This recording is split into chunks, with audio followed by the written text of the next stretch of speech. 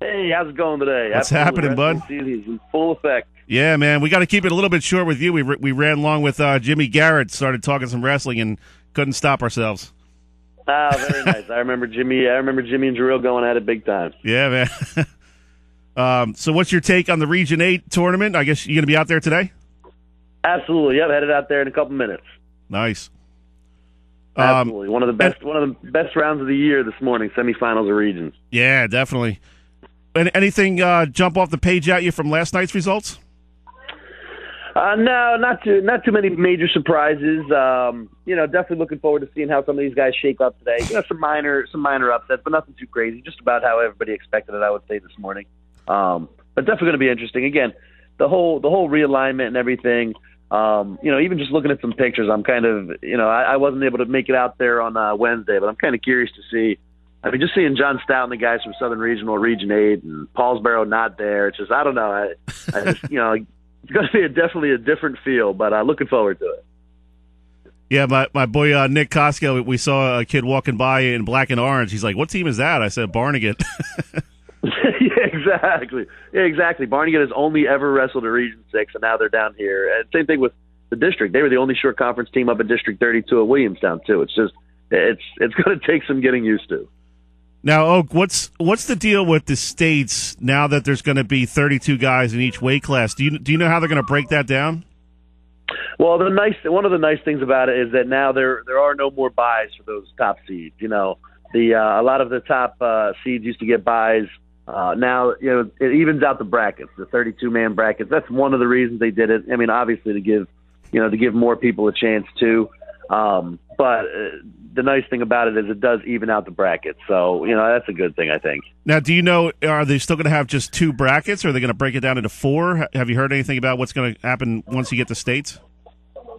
Well, I mean, I would imagine it's still going to be – I haven't looked that far ahead, to be honest with you, but I would imagine they're still going to break it down into the 2 brackets, and I'm sure they'll still separate them out. The region champs, they usually try to separate those from the guys that finish second, put them on opposite sides of the bracket. Then from there, they kind of seed them and break them out almost into individual brackets. That's, every year it's kind of like, we always say the top bracket 1 seed, the bottom bracket 1 seed, even though it's, you would think it was the 2nd seed kind of thing. They literally make them separate brackets, reseed them entirely separate of one another, then go from there.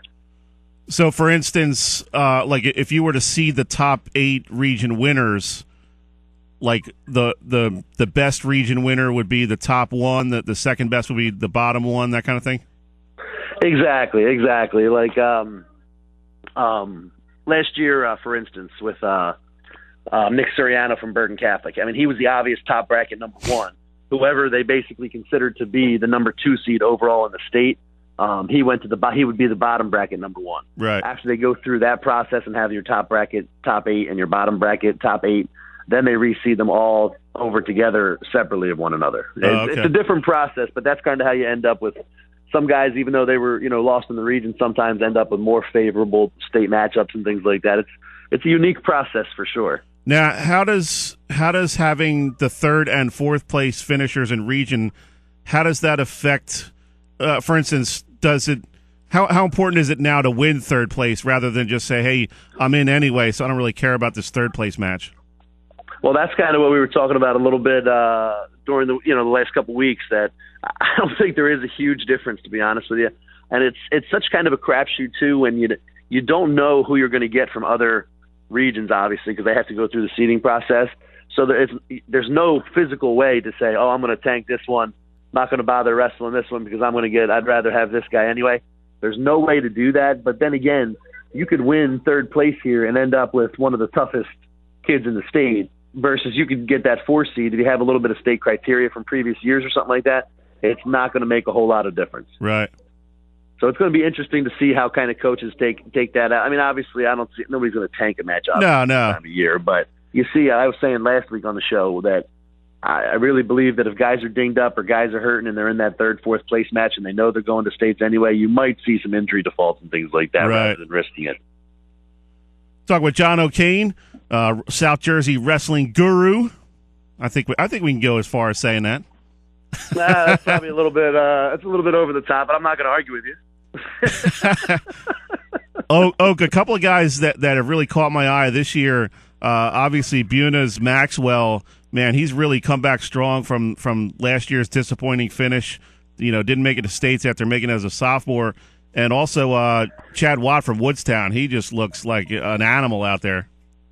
Yeah, I mean, Watt from Woodstown, he's been tough for a few years. He's kind of, this is kind of his opportunity he's been waiting for. He had a couple battles with Connor Agostino from the HT last year, but Watt looks like he's on a different level than everybody else in that bracket right now. You mentioned Jake Maxwell. That's one of the more interesting storylines for me.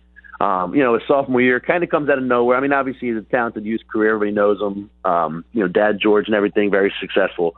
But Jake just lights the world on fire, catches a streak at the right time and runs into a top 8 finish at states as a sophomore at a brutal weight class. And I remember he wrestled his tail off, took some real beatings, but kept going and then did a really nice job. But then comes back junior year and you see how tough some of these weight classes are. Didn't even get out of the region last year. So that was kind of heartbreaking, but he just looks like that's only made him more focused on what he's going to do. The one I also think is interesting, if he gets to the final, and Shade from Timber Creek gets upset, you could see Jake Maxwell wrestling his uncle in the final today, which really? I can't imagine that's ever happened. Now, who's his uncle? Yeah, Mason Maxwell from Delsey Regional. Oh, okay. Yeah, it's definitely, there's been plenty of stories down this way about the family dynamic of the Maxwells from Delsey and the Maxwells from Buna. Right. But yeah, technically he could theoretically wrestle his uncle in the and that would make for some interesting Thanksgiving dinner conversation, I would imagine. I would have to side with the uncle just because I have 15 nephews and I could take all of them. That's right. Age before beauty. That's right. Well, maybe not a couple. A couple of them are about 6'3", 200. So I don't know if I can take those boys, but the younger ones, the 8 and 9-year-olds, I can still take. That's good to hear. That's really neat. I didn't realize that. That's an interesting storyline.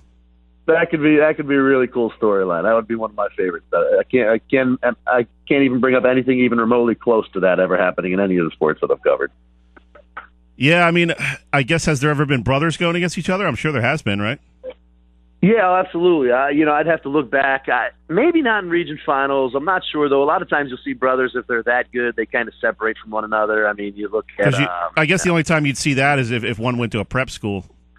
Exactly, because a lot of times they're at the same school. I mean, you look, there's a big brother theme this weekend. I mean, you've got the Menino brothers from Gateway. Those guys are tearing it up. They're the top 2 seeds at their weight classes. I want to say 106 and 113. Yep.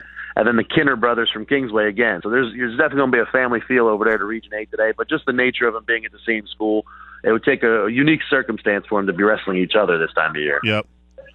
Cool, man. We got to let you go, Oak. Sorry to cut you short, but we'll see you out there later today, and we'll catch up with all the kind of a state preview next weekend, bud.